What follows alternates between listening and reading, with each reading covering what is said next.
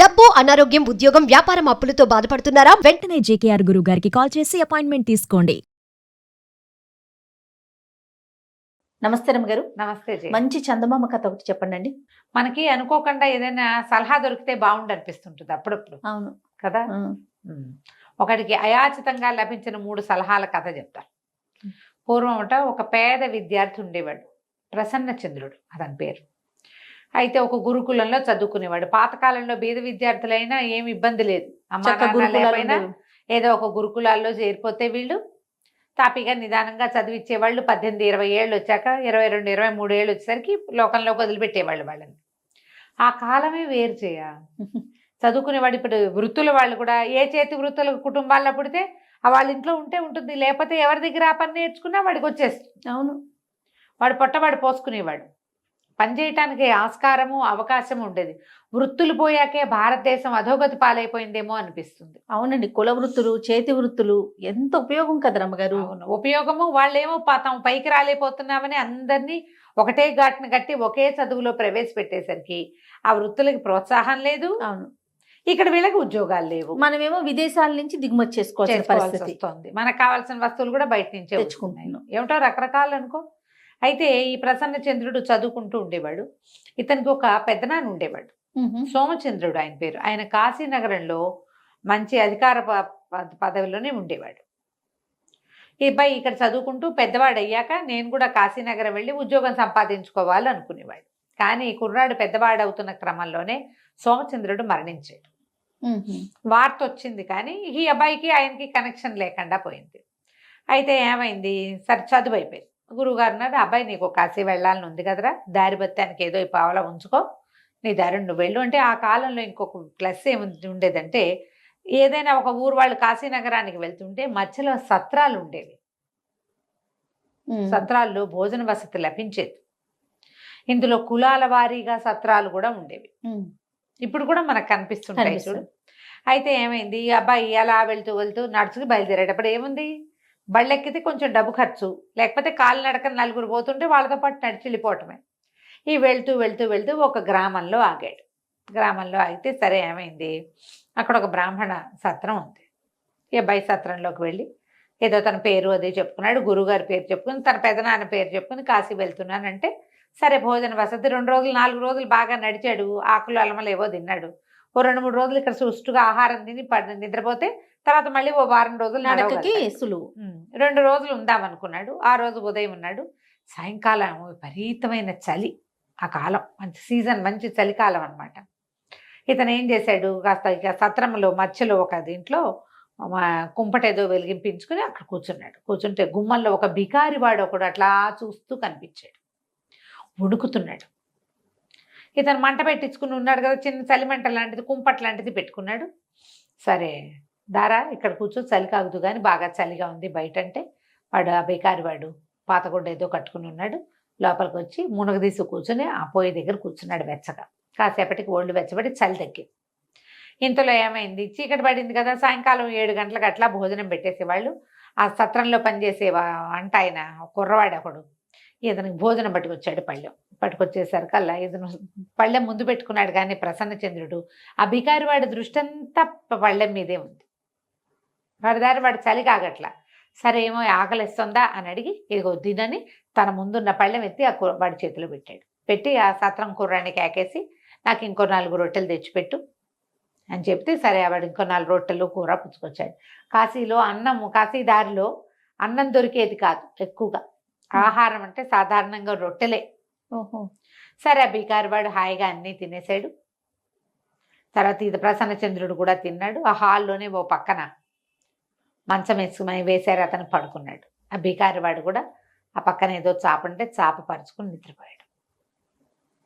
లోపల వెచ్చగా ఉంది. బయట పడుకుంటే ఏముంది, చలికాలానికి బిగిసిపోవటమే. ఎక్కడైనా ఒక పంచం చేరాలి. వాడి ప్రసన్న చంద్రుడి పిలిచిన కేకతోటి ఇక్కడ ఉండిపోయాడు. ఉండేటప్పుడు ఏం చేశాడు, తెల్లవారి వెళ్ళిపోయాడు. వెళ్తూ బాబు మీకు బాగా అత్యవసరమైనప్పుడు, ఏ సహాయము లభించట్లేదనిపించినప్పుడు, వేరే దారి లేనప్పుడు ఈ కాగితాలు వాడుకోండి 3 చీటీలు ఇతని చేతిలో పెట్టాడు. వాటి మీద 1, 2, 3 అని నెంబర్లు వేసింది.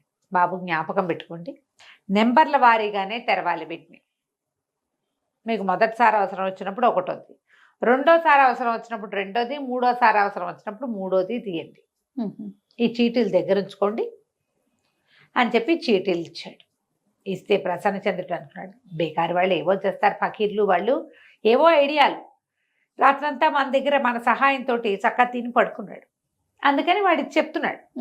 దానికేం పెద్ద ఏమన్నా అంత వెయిట్ ఇవ్వక్కర్లేదు అనుకున్నాడు. కానీ ఏం చేశాడు, తన పుస్తకాలు వేసుకునే సంచిలో ఆ 3 చీటీలతో మడత పెట్టున్నాయి, ఒక పెద్ద పుస్తకంలో పెట్టాడు. సరేనన్నాడు. ఆ బికారి వాడు బాయ్ చెప్పి వెళ్ళిపోయాడు. ఇతను నడిచి నడిచి నడిచి నడిచి నడిచి నడిచి కాశీనగరం చేరుకున్నాడు. ఈ కాశీనగరంలో ఏమిటంటే అప్పుడు పరీక్ష ఇవ్వాలి. పరీక్షలు ఇప్పుడు కూడా కాశీనగరంలో పరీక్షలు బట్టి ఇచ్చే పద్ధతి ఉంది. ఇప్పుడు వేద విద్యార్థులు వాళ్ళంతా కాశీలో పరీక్షిస్తారు, ఎగ్జామ్ ఇవ్వాలి, అక్కడ ఎగ్జామ్ పాస్ అవ్వాలి. వచ్చిన వాళ్ళు మేము పరీక్షకు సిద్ధంగా ఉన్నామంటే ఓ 10 మంది గ్రూపుని చేసి 10 మందిని పరీక్షించి బాగా చదువుకున్న వాళ్ళని సెలెక్ట్ చేస్తారు. వేద విద్యార్థులకు కూడా అలాగే ఉంటుంది. ఇతను ఈ తన అధికార పదవి కోసం వచ్చాడు కదా, వాళ్ళ పెద్దనాన్న చేసిన పదవి లాంటి పదవి కోసం ట్రై చేశాడు. పరీక్ష చేయలేకపోయాడు. ఏం చేయాలో తెలియలా. ఏదో సత్రంలో ఉన్నాడు, అన్నం పెడతారు. మళ్ళీ పరీక్షా సమయం రావడానికి 6 నెలలు పడుతుంది. ఈ 6 నెలలు భుక్తి. సత్రం వాళ్ళు 3 రోజులు ఉంచుకుంటారు, పంపిస్తారు. ఇంకో సత్రాలు చేస్తే ఇంకో 3 రోజులు. ఎన్ని సత్రాలు తిరగాలి ఇట్లా? అదే 3 డేస్ ఉంచుకుంటారు ఫ్రీగా. ఏం చేయాలో తెలియలా. 3-4 సత్రాలు మారాడు. 20 రోజులు, 1 రోజులు గడిచిపోయింది. వేరే ఏ చిన్న వ్యవహారము ఉద్యోగము కూడా అతనికి కుదరల. ఎట్లా 6 నెలల పాటు మళ్ళీ పరీక్ష సమయానికి తను ఉండగలడో అతనికి అర్థమే కాల. అప్పుడు ఇలా కూర్చొని ఆలోచిస్తుంటే గుర్తొచ్చింది. ఏమిటా చిట్టి? అతను ఏవో చీటీలు ఇచ్చాడు. సరే వెతికాడు. పుస్తకాల బ్యాగ్లో కనపడ్డాయి. ఓ పుస్తకాల బ్యాగ్లో అన్ని పుస్తకాలు చేస్తే ఓ పుస్తకంలో 3 చీటీలు. సరే ఒకటో చీటీ తీసాడు. తీస్తే సారనాథ్ ఆరామం దగ్గరికి వెళ్ళు అనుంది. సారనాథ్ ఆరామం ఎక్కడుంది? తనున్న సత్రానికి దూరంగా. అది చలికాలం. మధ్యాహ్నం బయలుదేరి సాయంత్రానికి చేరాడు. చేరి ఆ ఆరామం వాకిట్లో కూర్చున్నాడు. ఏమవుతుంది? కూర్చుని సరే ఏం చేశాడు, ఆరామపు అరుగు మీద పడుకుని నిద్రపోవాలనుకున్నాడు. మరి ఇంకేం చేస్తాడు? మళ్ళీ ఇక్కడి నుంచి సత్రం దాకా నడవాలంటే అర్ధరాత్రి అవుతుంది. మధ్యాహ్నం బయలుదేరి సాయంత్రానికి వచ్చాడు. సాయంత్రం బయలుదేరితే ఎప్పటికి చేరుతాడు? అంతేగా. ఇక అరుగు మీద పడుకోపోయాడు. పడుకోపోతే ఆహారం లేదు, గీహారం లేదు. సారనాథ్ ఆరామాల్లో అతనికి ఎవరూ తెలియదు. వాళ్ళు వీళ్ళకి అన్నం పెడతారో లేదో కూడా అతనికి తెలియదు. ఇంకేం ప్రయత్నం చేయలే. తన సామాన్లు ఎట్టాకు సత్రంలోనే సంచి ఓ మూట ఉన్నాయి, అంతకంటే ఏం లేవు. కానీ అరుగు మీద పడుకోపోతుంటే ఆ ఆరామ పాలకుడు ఉంటాడు కదా, ఆయన వ్యవహారం ఏమంటారు దాన్ని, మన సంచాలకుడు, ఆయన బయటకు వచ్చి చూసి, బాబు ఇక్కడ పడుకోవద్దయ్యా, చలి బాగా, పడుకోకూడదు, బయట పడుకోకూడదు, లోపలికి రా అన్నాడు. అనేసరికల్లా ఇతను మొహమాట పడి, వద్దులేండి, నా దగ్గర డబ్బేమీ లేదు, ఆరామంలో అవన్నీ కుదరవు కదా, నేను ఇప్పుడు బయలుదేరినా వెళ్ళలేను, అర్ధరాత్రి అయిపోతుంది, చీకటి వెళ్ళలేను, తెల్లవారి నిద్ర లేచి వెళ్ళిపోతాను అంటే, అట్లా కాదు అట్లా కాదు, రారా లోపలికి రా, ఇట్లా చలికి ఏదైనా అయిపోతే, ఆరామప్ప వాకిళ్లలో ఇలా అయిపోతే ఆ దోషం అంతా మాదైపోతుంది, రా బాబు, పర్వాలేదు, ఒక పూటకి ఏమైందిలే అని ఆయన బోళ్ళంతా బతిమలాడి ఇతన్ని లోపలికి తీసుకెళ్ళాడు. చాలా పెద్ద ఆరామం. సరే ఇంకా రూము గీము ఏం పెట్టకుండా ఆయన ఏం చేశాడు, తన గదిలోకి తీసుకుపోయాడు. ఆయనకి ఆఫీస్ రూమ్ ఉంది. ఆఫీస్ రూమ్లో కుంపట వెలిగించి ఉంది. చలికి మెల్లిగా ఒళ్ళు వెచ్చబడింది. ఆయన ఏమన్నాడు, సరే నాతో పాటే తిందుగా, నీ పూట బ్రాహ్మణ కుర్రాడివి, నీకు పెడితే నాకు మంచిదేను అని ఎవరో పలివాడిని పిలిచి ఇద్దరికి భోజనం పట్టుకురా అంటే భోజనం తీసుకున్నారు. ఇద్దరు తిన్నారు. తిన్న తర్వాత ఏ ఊరు ఏమిటి ఏది కథాకమేషు కనుక్కున్నాడు. నా పేరు ప్రసన్నచంద్రుడు, ఫలానా ఊరు మాది, మా పెద్దనాన్న ఇక్కడే ఉండేవారు, ఆయన పేరు సోమచంద్రుడు, 5-6 సంవత్సరాల నాడు కాలం చేశారు, ఆయన ఉంటే నాకు బాగుండేది, నేను పరీక్ష ఇవ్వాలని వచ్చాను, పరీక్ష ఇచ్చాము, మొన్న పరీక్ష అవ్వాల, చదువుకుంటున్నాను, మళ్ళీ పరీక్ష ఇవ్వడానికి ఉన్నాను అనేసరికి ఆయన ఆశ్చర్యపోయి, సోమచంద్రుడా, ఫలానా ఆయనైనా, ఫలానా గోత్రమైనా, ఫలానా ఇంటి పేరైనా, కాశీలో ఏం ఉద్యోగం చేసేవారు అన్నీ కనుక్కొని భలేవాడు పోయి, సోమచంద్రుడు నాకు చాలా కావాల్సిన వాడు, చాలా బాగా తెలుసు నాకు, సారనాథ్ ఆరామానికి ఆయన దీన్ని ప్రతిష్ట అవి జరిగినప్పుడు ఆయన బోల్డ్ అంత విరాళం ఇచ్చాడు, ఇటువైపు వచ్చినప్పుడు రాత్రులు నాతోటే భోజనం చేసేవాడు, ఆయన హిమాలయాలకు వెళ్ళొస్తానని కొంత సొమ్ము నా దగ్గర దాచిపెట్టాడు. తిరిగి వచ్చే ప్రయాణంలో ఆయన మరణించాడు. 2,000 రూపాయలు నా దగ్గర ఉన్నాయి ఆయనవి. ఆ కాలంలో 2,000 అంటే ఇప్పుడు అబ్బా. కనీసం 2 కోట్లు అని చెప్పి భలే దొరికావు. ఆయన వారసుడు, ఆయనకి సంతానం లేదు, ఆడపిల్లలు ఉన్నారు, పెళ్ళిళ్ళు అయిపోయినాయి. వాళ్ళు ఎక్కడున్నారో కూడా ఈ ప్రసన్నచంద్రుడికి తెలియదు. ఇతను పుట్టేసరికి అతని అక్కయ్యలకి పెళ్ళిళ్ళు అయిపోయినాయి. దాంతో ఆయన అన్ని పోల్చుకుని రేపు ఉదయం వేళ నిన్ను ఒకసారి చూస్తానని ఉదయం వేళ చూసి ఆ ప్రసన్నచంద్రుడికి ఆయన సోమచంద్రుడి పోలికలు ఉన్నాయని గ్రహించుకుని మొత్తం అతని వివరాలన్నీ తీసుకుని అవన్నీ రాసి పెట్టుకుని 2,000 రూపాయలు ఈ ప్రసన్నచంద్రుడికి ఇచ్చాడు ఆయన. అక్కడి నుంచి ఇతను కాశీలో చిన్న ఇల్లు కొనుక్కున్నాడు, ఏదో చిన్న వ్యాపారం లాంటిది ఏర్పరచుకున్నాడు. పరీక్ష ఇచ్చే ఉద్దేశం మాత్రం పోలేదు. ఇల్లు సెటిల్ అయిపోయాడు. అన్నీ సెటిల్ అయ్యి ఏదో చిన్న వ్యవహారం, చదువు స్టూడెంట్స్ని పెట్టుకుని పాఠాలు చెప్పుకునేవాడు, తను చదువుకునేవాడు, పాఠం చెప్పుకునేవాడు, డబ్బు కూడా వచ్చేది. మళ్ళీ పరీక్ష రాశాడు. రెండోసారి మళ్ళీ పరీక్ష ఇచ్చాడు. పరీక్ష ఫెయిల్ అయిపోయాడు. అర్థం కాలేదు. ఇంకొక అవకాశం, ఇంకొక 6 నెలలు గడిచింది. ఈసారి పరీక్ష దగ్గరికి వస్తుంటే ఇతని భయం వేయటం మొదలుపెట్టింది.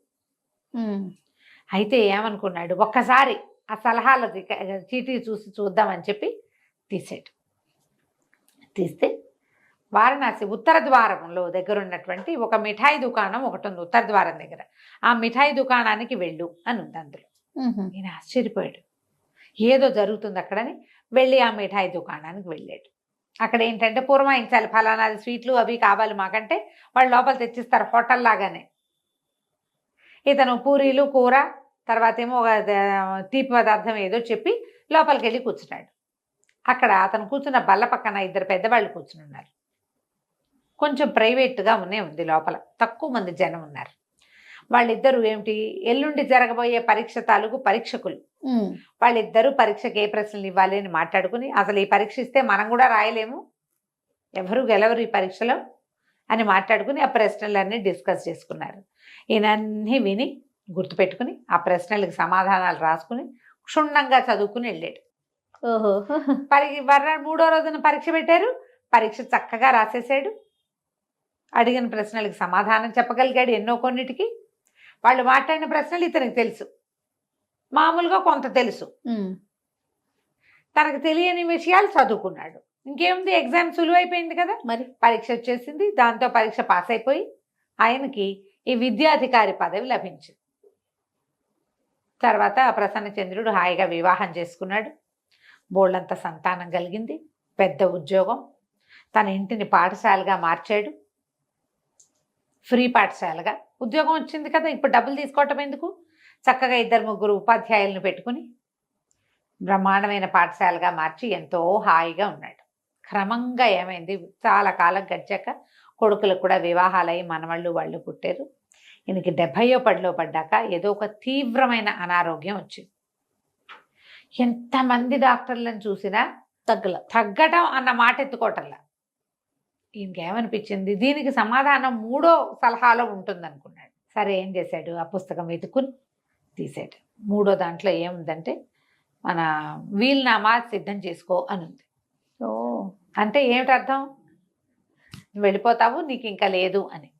ఈయన ఏం చేశాడు, వెంటనే తన ఆస్తిపాస్తులంతా ఒక లిస్ట్ రాసి ఎవరెవరికి తను ఏమేమి ఇవ్వదలుచుకున్నాడో కాగితం రాసేసి ఆనందంగా మృత్యువుని ఆహ్వానించాడు. 2 సలహాలు విని జీవితాన్ని దిద్దుకున్నాడు. 3వ సలహాతోటి తన ప్రకారమే వెళ్ళి తను ఏం చేయాలి, తన తర్వాత ఏ కాన్ఫ్లిక్ట్స్ రాకుండా చక్కగా కుటుంబాన్ని క్లియర్ చేసేసి వెళ్ళిపోయాడు. కంచికి మనం ఇంటికి. చాలా బాగున్నాయండి. నమస్తే. నమస్తే జయ. సుమన్ టీవీలో మీ పర్సనల్ అండ్ బిజినెస్ ప్రమోషన్స్ కోసం కింది నెంబర్కి కాంటాక్ట్ చేయండి.